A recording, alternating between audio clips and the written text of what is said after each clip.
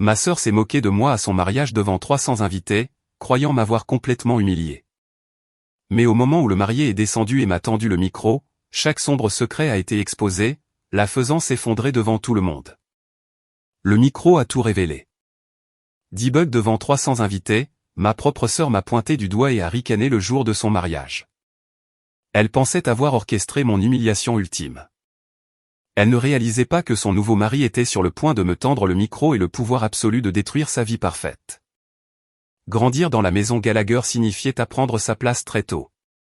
Stéphanie était le soleil, et le reste d'entre nous avait juste la chance d'être pris dans son orbite.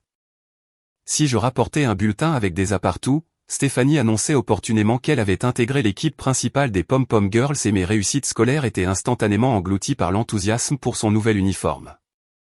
Ma mère, Barbara, et mon père, Richard, ne voyaient jamais ses défauts. Pour eux, Stéphanie était juste fougueuse ou passionnée. Pour moi, elle était un cauchemar. Je suis Carloa, la sœur cadette de 2 ans et le souffre-douleur désigné de la famille. Pendant que Stéphanie était occupée à cultiver une réputation de reine du bal de promo local, j'étais la fille discrète dans le coin, lisant des livres et essayant de rester en dehors des tirs croisés. L'intimidation n'était pas toujours physique. C'était une guerre psychologique. Stéphanie avait le don de trouver votre insécurité la plus profonde et de l'utiliser comme une arme avec un sourire doux et innocent. Je me souviens quand j'avais 14 ans et que je luttais contre une acné sévère. Stéphanie m'a offert une boîte magnifiquement emballée pour Noël. À l'intérieur, il y avait un correcteur de teint ultra couvrant et un miroir avec un mot manuscrit qui disait « Pour les cratères, bisous, Steph ». Mes parents ont ri et ont appelé ça des taquineries entre sœurs. J'ai pleuré jusqu'à m'endormir. Quand nous sommes devenus adultes, j'ai pensé que la distance géographique me sauverait. J'ai déménagé à 3 États de là, à Seattle, j'ai bâti une carrière réussie dans le design architectural, et j'ai acheté mon propre appartement. J'étais profondément fier de la vie indépendante que je m'étais forgée. Stéphanie est restée dans notre ville natale de l'Ohio, s'accrochant à ses jours de gloire du lycée, flottant d'un emploi de relations publiques de premier échelon à un autre jusqu'à ce qu'elle rencontre Ryan. Ryan était sur le papier un parti absolu. Il était avocat d'affaires, d'une politesse impeccable, incroyablement beau, et issu de l'ancienne bourgeoisie, le genre de richesse discrète qui n'a pas besoin de crier. Quand Stéphanie l'a amené au dîner de Thanksgiving il y a 2 ans, toute la famille élargie s'est pâmée devant lui. J'aimais bien Ryan. Il était calme, observateur et étonnamment terre à terre. Parfois, quand Stéphanie tissait un mensonge particulièrement scandaleux sur le temps qu'elle passait à faire du bénévolat au refuge pour animaux local, un endroit où je savais de source sur qu'elle n'avait jamais mis les pieds, je le surprenais à la regarder avec un sourcil légèrement levé. Mais il ne disait jamais rien pour la contredire, alors j'ai naturellement supposé qu'il était juste une autre victime de l'offensive de charme de Stéphanie Gallagher. L'amour rend aveugle, après tout. Puis vinrent les fiançailles. Ce fut un spectacle immense, largement documenté sur Instagram, avec un flash mob embauché et un diamant sans défaut de 6 carats.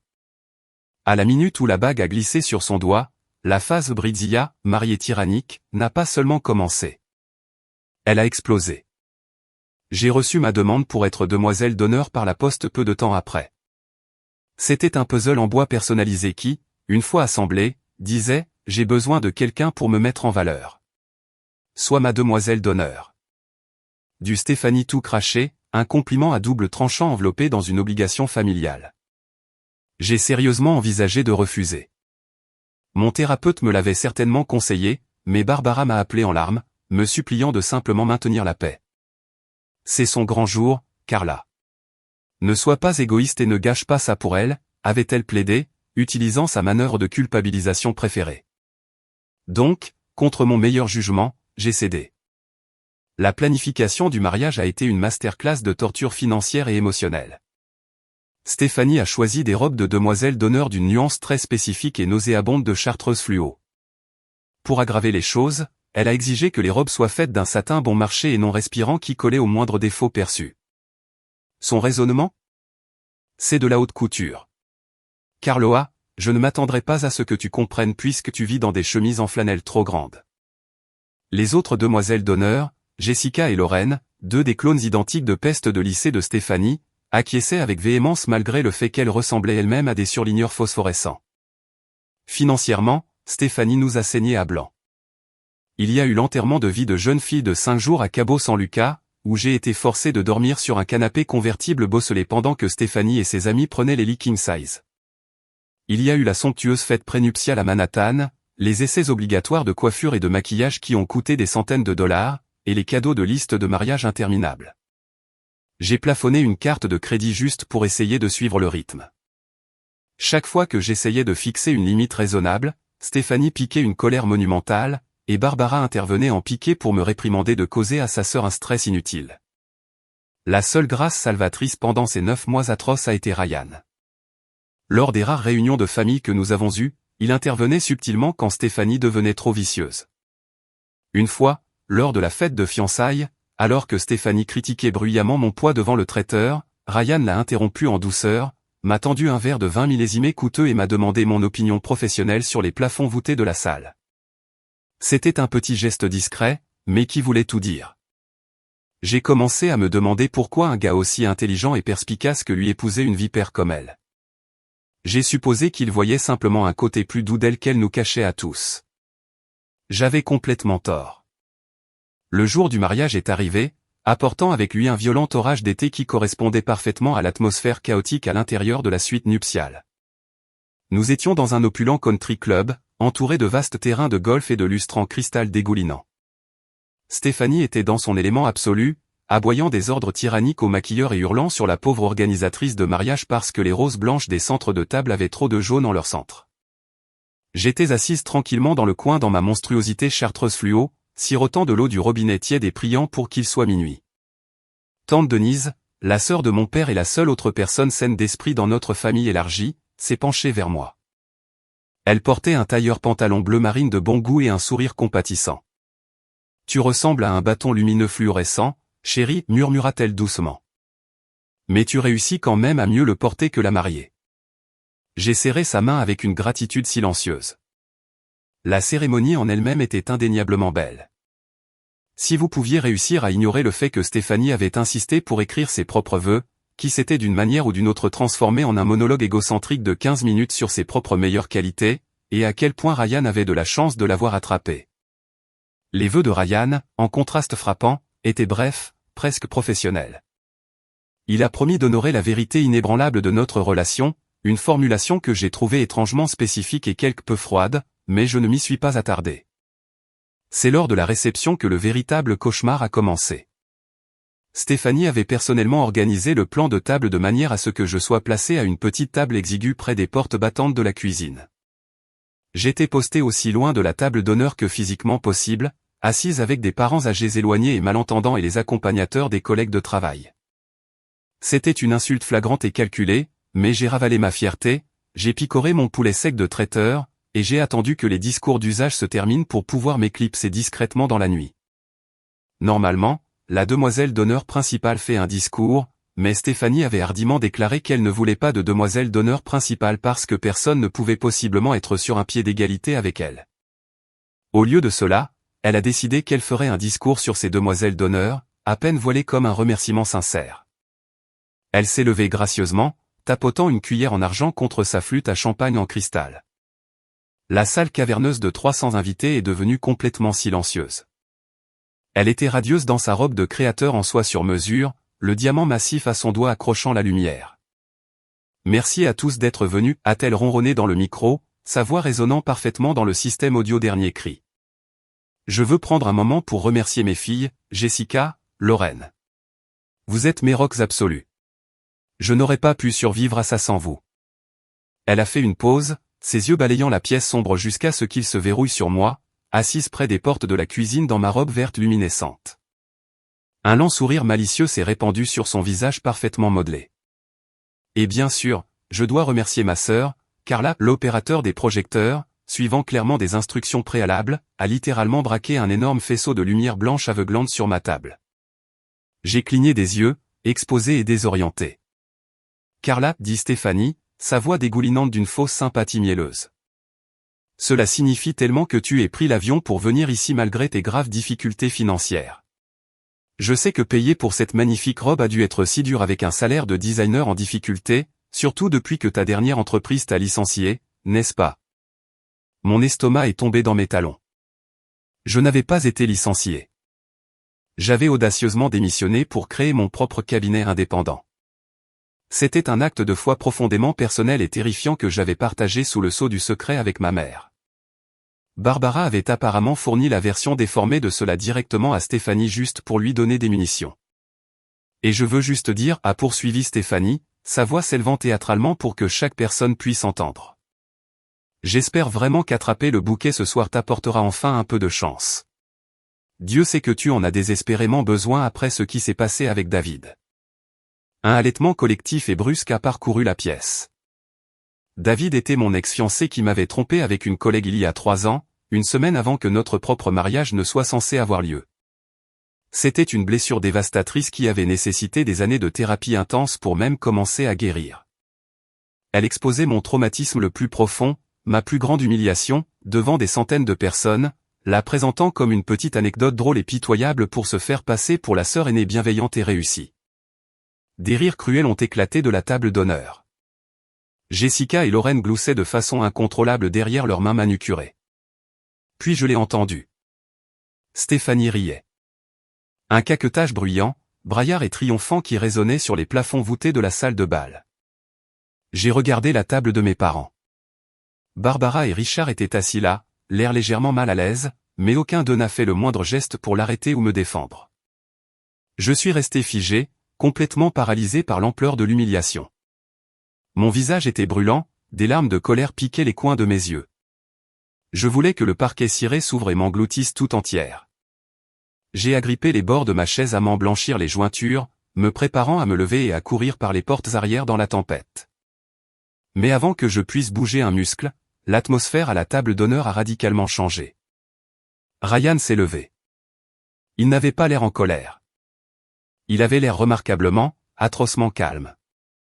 Il a marché lentement vers Stéphanie, qui essuyait encore une larme de joie de son œil, et a doucement mais fermement placé sa grande main sur le micro qu'elle tenait. À mon tour, chérie, a-t-il dit, sa voix douce, grave et stable. Stéphanie a cligné des yeux vers lui, surprise mais docile, désireuse de jouer l'épouse adorée. Bien sûr, bébé. Dis-leur à quel point tu m'aimes. Ryan lui a pris le micro des mains. Il a baissé les yeux vers sa nouvelle femme, puis vers la mère de visage perplexe, et finalement son regard acéré a atterri sur moi. Il a soutenu mon regard pendant une longue et lourde seconde. Il n'y avait aucune pitié dans son expression. Il n'y avait qu'une résolution froide et dure. Stéphanie est une conteuse incroyable, a commencé Ryan, sa voix tonnant dans la pièce silencieuse, imposant une autorité absolue. Elle a un talent vraiment unique pour souligner les défauts et les vulnérabilités des autres. Mais elle a opportunément oublié de raconter quelques histoires intéressantes la concernant. Le sourire suffisant de Stéphanie a vacillé instantanément. Ryan, qu'est-ce que tu fais ? A-t-elle chuchoté assez fort pour que le micro capte la panique dans sa voix. Ryan l'a complètement ignoré. Il a plongé la main dans la poche intérieure de sa veste de smoking noir sur mesure et en a sorti un smartphone noir élégant. Il n'a pas regardé l'écran. Il l'a juste tenu haut pour que toute la pièce puisse le voir. Par exemple, a dit Ryan, faisant les 100 pas lentement et délibérément derrière la table d'honneur. Stéphanie adore parler d'honnêteté et de vérité. Mais elle n'a pas mentionné la pure vérité sur l'endroit où elle était le week-end dernier pendant sa soi-disant retraite de yoga silencieuse. La pièce était d'un silence de mort. On pouvait entendre la pluie fouetter les baies vitrées. Barbara a laissé échapper un petit couinement confus depuis la table familiale. Ryan, arrête ça tout de suite, a sifflé Stéphanie, son visage se vidant de toute couleur, laissant son maquillage lourd paraître criard. L'arrogance avait complètement disparu, remplacée par une terreur brute et pure. Ryan s'est tourné pour la regarder, son expression totalement indéchiffrable et absolument dépourvue d'amour. Puis il a regardé la foule, s'est à nouveau concentré sur moi près des portes de la cuisine, et a fait l'impensable. Il a descendu les marches de la table d'honneur surélevée, a navigué à travers la mer d'invités choqués et silencieux, et s'est arrêté juste devant ma petite table exiguë. Il m'a tendu le micro. Carla, a dit Ryan, sa voix cristalline est assez forte pour que toute la pièce l'entende sans les haut-parleurs. Je crois que tu as un email d'un homme nommé Greg Sullivan que tu pourrais vouloir lire à la salle. Je te l'ai transféré il y a exactement 5 minutes. Mon téléphone, posé dans ma pochette sur la table, a vibré violemment. Mon cœur tambourinait contre mes côtes comme un oiseau piégé. La salle de bal entière, remplie de notre famille, des riches associés de Ryan et des amis superficiels de Stéphanie, retenait collectivement son souffle. Le silence était si absolu qu'il en était assourdissant. J'ai lentement ouvert mon sac à main et sorti mon téléphone. Mes mains tremblaient, mais lorsque j'ai déverrouillé l'écran et vu la notification de l'adresse email de Ryan, un calme étrange et profond m'a envahi. J'ai ouvert l'email. L'objet disait « Greg, voyage à Cabo ». Il y avait en pièces jointes plusieurs captures d'écran et un message très long et très détaillé. J'ai regardé de nouveau Stéphanie. Elle agrippait le bord de la table d'honneur, les jointures blanches, sa bouche s'ouvrant et se fermant silencieusement comme un poisson hors de l'eau. Pour la première fois en 28 ans, ma sœur avait l'air absolument impuissante. Et pour la première fois en 28 ans, j'avais toutes les cartes en main. J'ai tendu ma main tremblante, j'ai enroulé mes doigts autour du micro, et je l'ai pris au marié. Le micro semblait lourd dans ma main, un instrument de destruction absolue enveloppé de métal noir et de fils. La salle de bal était si calme que je pouvais entendre le faible tic-tac rythmique de l'horloge à carillon dans le hall. Tous les yeux étaient braqués sur moi. J'ai baissé les yeux vers l'écran lumineux de mon téléphone, mes yeux parcourant l'email transféré. L'expéditeur était Greg Sullivan. Je connaissais ce nom. Tout le monde dans notre ville natale connaissait ce nom. Greg Sullivan était un important promoteur immobilier commercial, un homme d'une quarantaine d'années, très marié, et l'un des plus gros clients de Ryan. Il était aussi l'homme qui était censé avoir joué de ses relations pour obtenir à Stéphanie cette salle exclusive au Country Club à un prix très réduit. J'ai pris une profonde inspiration, l'air remplissant mes poumons d'une clarté soudaine et enivrante. J'ai porté le micro à mes lèvres.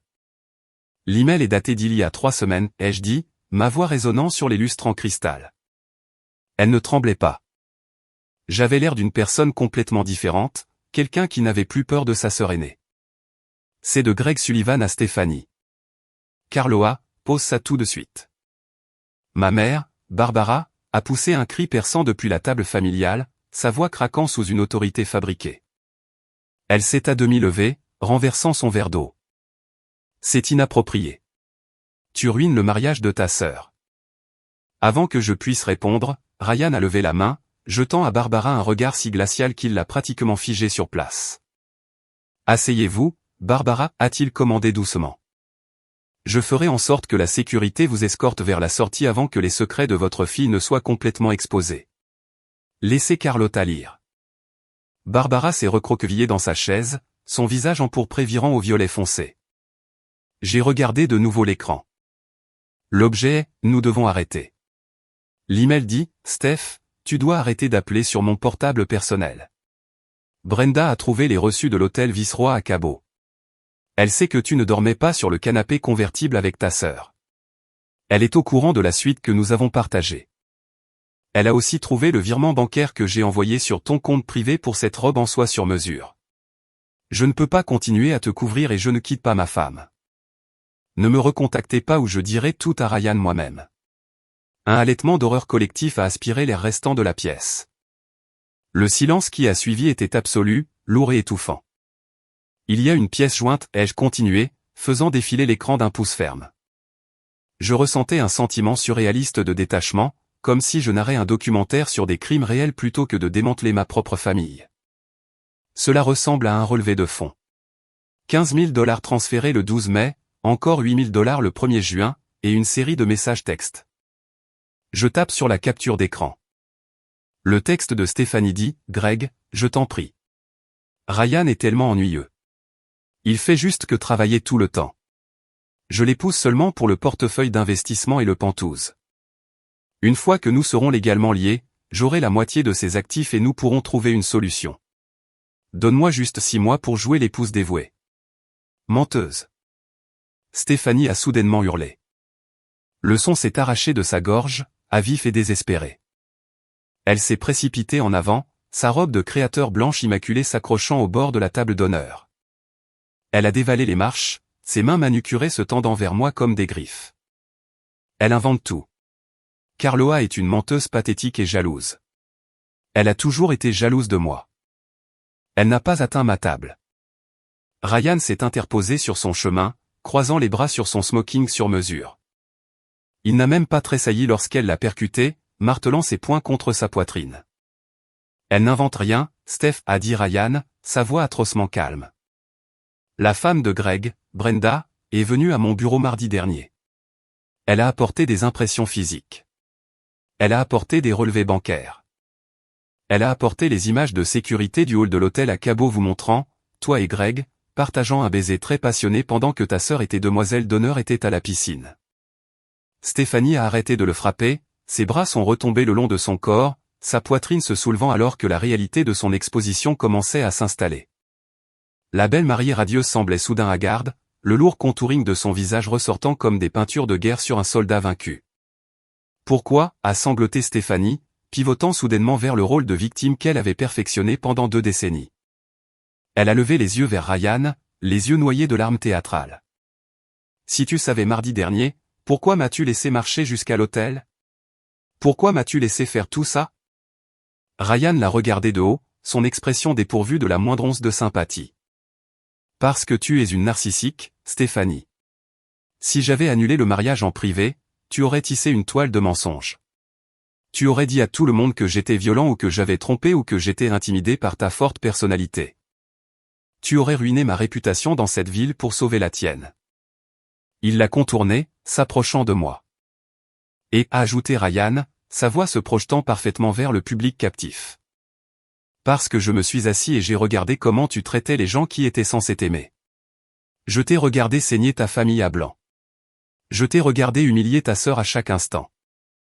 Quand tu as exigé un micro ce soir juste pour te moquer du traumatisme passé de Carla, j'ai su que j'avais pris la bonne décision. Je voulais que tu ressentes exactement ce que tu as passé toute ta vie à faire ressentir à Carla. Je te voulais humilier publiquement, irrévocablement. Il m'a regardé, une lueur de respect sincère dans ses yeux sombres. Je suis désolé de t'avoir entraîné dans les tirs croisés, Carloa, mais j'ai pensé que tu méritais l'honneur de livrer la chute de l'histoire. Les retombées ont été immédiates et catastrophiques. Jessica et Lorraine, les fidèles clones de demoiselles d'honneur, rampaient pratiquement sous leur table pour éviter d'y être associés. Des murmures ont éclaté à travers la salle de bal comme une traînée de poudre. Les parents âgés agrippaient leurs colliers de perles. Les riches collègues de Ryan secouaient la tête de dégoût. Mon père, Richard, a finalement retrouvé sa voix. Il s'est levé, le visage pâle. Ryan, mon garçon, nous pouvons sûrement discuter de cela en privé. C'est un malentendu. Le mariage. Il n'y a pas de mariage, Richard a interrompu Ryan, ne prenant même pas la peine de regarder mon père. Il a sorti un morceau de papier plié de sa poche intérieure. En tant qu'avocat, je suis très à cheval sur la paperasse. La licence de mariage nécessite la signature de la mariée, du marié et de l'officier d'état civil après la cérémonie pour être juridiquement contraignante. Ryan a lentement et délibérément déchiré le morceau de papier immaculé en 2, puis en 4, laissant les morceaux semblables à des confettis voltés jusqu'au parquet ciré. Je ne l'ai jamais signé. Nous ne sommes pas légalement mariés. Ce n'était rien de plus qu'une production théâtrale avec un traiteur très coûteuse. Stéphanie a laissé échapper un son qui était mi-gémissement, mi-hurlement. Elle est tombée à genoux, la soie coûteuse de sa robe financée illicitement s'amassant autour d'elle sur le sol. Mais tu ne peux pas, s'est écriée Stéphanie. Le pantouse. Mes affaires. Où suis-je censé aller? J'ai fait emballer tes affaires par mes assistants hier pendant que tu étais à ton dernier rendez-vous au spa, a déclaré froidement Ryan. Elles sont actuellement dans un garde-meuble climatisé au centre-ville de Columbus. Le premier mois de loyer est payé. La clé est dans ta pochette de mariée. Quant aux pantouses, le bail a toujours été entièrement à mon nom. Le portier a déjà reçu l'ordre de ne pas te laisser monter. La nature méticuleuse et calculée de la vengeance de Ryan était époustouflante. Il ne l'avait pas seulement exposé. Il avait systématiquement démantelé toute l'infrastructure de sa vie parasitaire. Et pour le country club, a gémi Barbara, courant s'agenouiller à côté de son enfant chéri en pleurs. Les derniers paiements des prestataires. Le bar à volonté. Richard et moi avons contracté une deuxième hypothèque pour payer notre moitié de ce mariage. J'ai payé ma moitié des acomptes, a répondu Ryan d'un ton neutre. Mais j'ai explicitement annulé l'autorisation de ma carte de crédit pour le solde restant de la réception, le bar à volonté, et les suppléments du traiteur. La direction du club en est bien consciente. Je vous suggère de fermer votre note, Barbara, et vous devriez peut-être annuler les vols pour les Maldives. J'ai réattribué les billets de lune de miel à mes parents. Ryan s'est tourné vers la foule, lissant les revers de sa veste. À ma famille et mes amis, je m'excuse pour cette soirée dramatique, mais j'apprécie que vous soyez ici pour témoigner de la vérité. Le bar est officiellement un bar payant à partir de ce moment. S'il vous plaît, profitez du reste de la tempête. Il n'a pas attendu de réponse. Ryan a marché vers les lourdes portes de sortie en chaîne de la salle de bal, glissant son téléphone dans sa poche. Il n'a pas regardé en arrière vers Stéphanie, qui sanglotait maintenant de façon hystérique sur le sol, son maquillage impeccable coulant sur ses joues entraînées sombres et boueuses. Je suis resté assise sur ma chaise pendant un long moment. Mon cœur ne tambourinait plus. Il battait à un rythme régulier et puissant. Pendant 28 ans, j'avais été conditionné à croire que Stéphanie était intouchable, que sa cruauté n'était qu'une réalité de la vie que je devais endurer. Mais en la regardant maintenant, un gâchis pathétique et recroquevillé sur le sol, abandonné par son riche prix, jugé par ses pairs, et pleurant pour une clé de garde-meuble, l'illusion s'est complètement brisée. Je me suis levé. J'ai attrapé ma pochette sur la table. Carloa, n'ose pas t'éloigner, a cinglé Barbara, son visage taché de larmes se tordant d'une colère familière alors qu'elle levait les yeux vers moi. Regarde ce que tu as fait. Tu as aidé à détruire la vie de ta sœur. Je me suis arrêté et j'ai baissé les yeux vers ma mère. La colère qui accompagnait habituellement ces accusations n'était plus là. Seulement de la pitié. Non, maman, ai-je dit, ma voix stable et complètement dépourvue de la peur respectueuse que je portais habituellement. Stéphanie a ruiné sa propre vie. Tu l'as juste aidée à cacher la pourriture jusqu'à ce qu'elle s'effondre. J'ai fini d'être le bouc émissaire des délires de cette famille. J'ai regardé Stéphanie, qui me fixait avec des yeux venimeux et rougis. Bonne chance pour attraper le bouquet, Steph, ai-je dit doucement. Dieu sait que tu as désespérément besoin de chance. J'ai tourné les talons et je me suis éloigné. Alors que je passais devant les tables familiales, tante Denise s'est levée, a attrapé son élégant châle bleu marine, et s'est mise à marcher à mes côtés. J'ai toujours détesté cette fille, a marmonné tante Denise dans sa barbe, accrochant son bras au mien. Tu veux aller manger un cheeseburger bien gras et boire une bière? Je meurs de faim. Ce poulet sec était une insulte à la volaille. Je n'aimerais rien de plus. J'ai souri. Nous avons poussé les lourdes doubles portes et sommes sortis dans la nuit d'été fraîche et pluvieuse. Je portais toujours une hideuse robe de demoiselle d'honneur chartreuse fluo. Mais alors que la pluie fraîche frappait mon visage, je ne m'étais jamais sentie aussi belle ni aussi libre de toute ma vie. La gueule de bois du non-mariage catastrophique de ma sœur a duré des années, se propageant dans notre ville natale comme une onde de choc toxique. Dans une banlieue du Midwest où les ragots sont essentiellement la monnaie locale, un scandale de cette ampleur suffisait à alimenter la machine à rumeurs indéfiniment. En raison du nombre même d'invités présents, la vérité ne pouvait pas être contenue, manipulée ou déformée par mes parents. Il y avait tout simplement trop de témoins. Dans les 48 heures, une vidéo tremblante et granuleuse de téléphone portable montrant Ryan me tendant le micro et moi lisant l'email a été téléchargée anonymement sur une page Facebook de la communauté locale. Elle a été retirée par les modérateurs quelques heures plus tard, mais pas avant d'avoir été téléchargée et transférée des centaines de fois. L'image publique méticuleusement façonnée de Stéphanie a été anéantie du jour au lendemain. Mais le karma le plus dur et le plus brutal n'est pas venu de l'embarras social. Il est venu de la dévastation financière. Sans la richesse considérable de Ryan pour absorber les coûts gonflés de l'événement, les prestataires se sont abattus sur mes parents comme des vautours. Le country club a poursuivi Barbara et Richard pour le solde restant de la réception, qui, en tenant compte de la note du bar à volonté qui s'était accumulée avant l'annonce de Ryan, s'élevait à des dizaines de milliers de dollars. La robe en soie sur mesure de Stéphanie, ayant été entièrement payée par le virement bancaire illicite d'un homme marié, est devenue un énorme point de discorde dans la procédure de divorce de Greg Sullivan. Ah, oui, Greg Sullivan. Si ma sœur pensait que la vengeance de Ryan était froide, elle n'était pas du tout préparée à la campagne de la terre brûlée lancée par la femme de Greg, Brenda. Brenda était une femme qui ne tolérait pas les idiots, et elle n'allait certainement pas laisser une aspirante mondaine d'une vingtaine d'années s'en tirer indemne après avoir essayé de détruire son foyer. Brenda n'a pas seulement plumé Greg au tribunal des affaires familiales.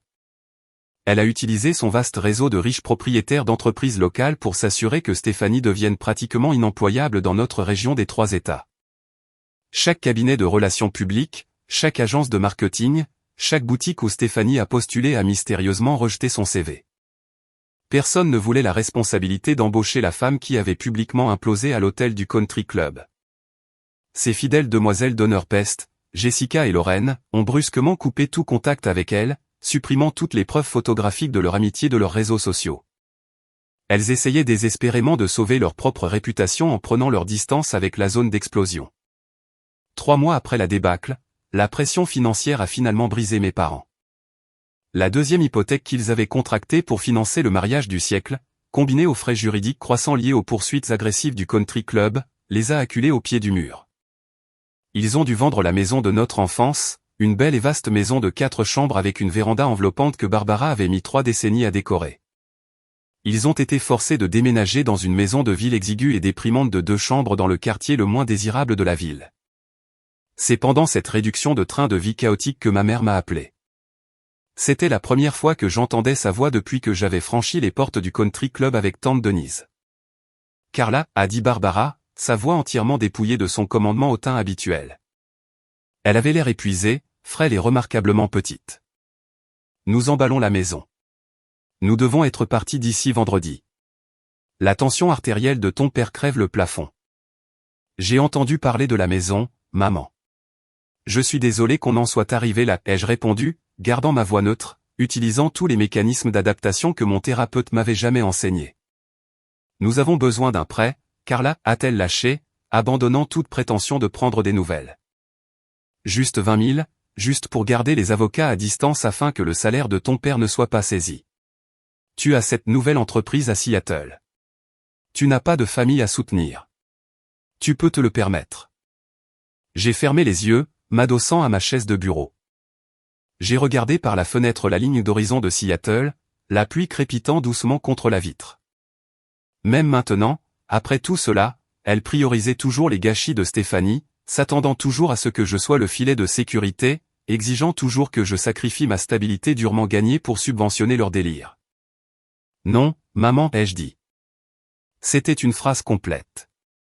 Comment ça, non? La pointe d'hystérie familière est revenue dans son ton. Carloa, nous sommes ta famille. Stéphanie est pratiquement catatonique. Elle ne trouve pas de travail. Elle est gravement déprimée. Et elle vit dans notre chambre d'amis.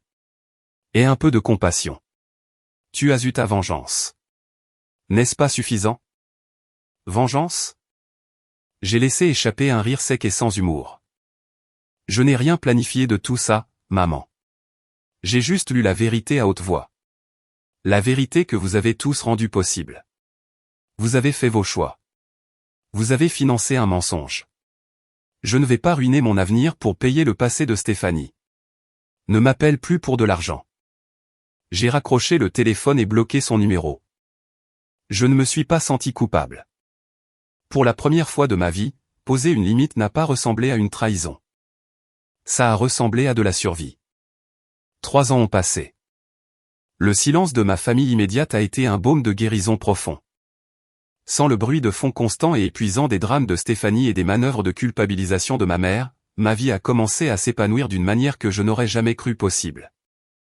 Mon cabinet de design architectural indépendant, qui avait commencé comme un acte de foi terrifiant dans un minuscule studio loué, a connu une croissance exponentielle. J'ai embauché 2 jeunes designers, j'ai emménagé dans un beau bureau baigné de soleil à Pioneer Square, et j'ai commencé à remporter des appels d'offres pour des projets commerciaux compétitifs. Je passais mes week-ends à faire de la randonnée dans la chaîne des Cascades, entouré d'une famille de cœurs composée d'amis qui célébraient mes succès au lieu d'être en compétition avec eux. J'ai même recommencé à sortir avec des hommes, lentement et prudemment, ayant enfin exorcisé les démons de mes traumatismes passés. Puis, un après-midi frais d'octobre, ma réceptionniste m'a appelé sur l'interphone pour m'annoncer que j'avais une consultation Zoom programmée avec un client potentiel de la côte Est. Ils cherchaient à redessiner leur siège social régional récemment acquis dans le nord-ouest du Pacifique. J'ai allumé ma caméra, ajusté mes notes et souri lorsque le flux du client s'est connecté. Assis derrière un immense bureau en acajou, l'air un peu plus vieux, mais tout aussi impeccablement apprêté, se trouvait Ryan. Mon souffle s'est coupé pendant une fraction de seconde, mais je me suis vite reprise. Ryan m'a adressé un petit sourire respectueux en hochant la tête. Bonjour, Carla, dit-il calmement. Ça fait un moment. Votre portfolio est incroyablement impressionnant. Mon équipe des acquisitions a vivement recommandé votre cabinet pour ce projet. Il n'a pas abordé le mariage. Il n'a pas abordé Stéphanie. Il n'a pas abordé la nuit où nous avions démantelé ma famille devant 300 personnes. Nous avons passé 45 minutes à discuter de murs porteurs, de solutions d'éclairage durable et d'espaces de travail à air ouverte. Il m'a traité entièrement comme une égale professionnelle respectée. Alors que nous terminions l'appel et convenions d'aller de l'avant avec une proposition formelle, Ryan a fait une pause, regardant directement dans la caméra. Je suis heureux de voir que vous allez si bien, Carloa, dit-il doucement, la façade d'entreprise tombant pendant un bref instant. Vous avez construit quelque chose de vraiment solide. J'ai d'abord dû déblayer beaucoup de débris toxiques, ai-je répondu, un petit sourire entendu jouant sur mes lèvres. Mais les fondations sont enfin solides. Il a hoché la tête, comprenant parfaitement. Prends soin de toi, Carloa. Nous avons terminé l'appel et je suis resté assise à mon bureau, submergé par un sentiment de clôture profond et intense. Ryan n'avait pas pris contact pour faire amende honorable ou ressasser le passé. Il avait pris contact parce que j'étais sincèrement la meilleure architecte pour le poste. C'était l'ultime et discrète validation. Une semaine plus tard, j'ai reçu un email inattendu de tante Denise. Elle était la seule parente avec qui je maintenais encore un contact semi-régulier, échangeant principalement des cartes de vœux et quelques coups de fil occasionnels. Denise adorait partager les ragots de la ville natale, même si elle savait que je les demandais rarement. Son email contenait une brève mise à jour. Stéphanie travaillait actuellement au service client d'un grand magasin de bricolage local. Elle avait 31 ans, était célibataire, et vivait toujours dans la minuscule et sombre deuxième chambre de la maison de ville de nos parents. Selon Denise, Stéphanie passait ses journées à se disputer de manière agressive avec les entrepreneurs locaux sur les politiques de retour des outils électriques, essayant toujours désespérément d'exercer une once d'autorité sur quiconque voulait bien l'écouter. Mes parents, accablés par l'âge et les dettes, étaient misérables, piégés dans une prison entièrement de leur propre fabrication. J'ai lu l'email une fois, j'ai ressenti un bref et fugace pincement de pitié pour les personnes qu'ils avaient choisi de devenir, puis j'ai définitivement supprimé le message. Je suis sorti de mon bureau, j'ai salué mon talentueux personnel, et je suis sorti dans les rues vibrantes et animées de Seattle. Il pleuvait, mais ça m'était égal. Je n'avais pas besoin de parapluie. Je n'étais plus le bouc émissaire. Je n'étais plus la fille qui pleurait sur une boîte de correcteur de teint ni la femme humiliée dans une robe verte luminescente. J'étais l'architecte de ma propre vie.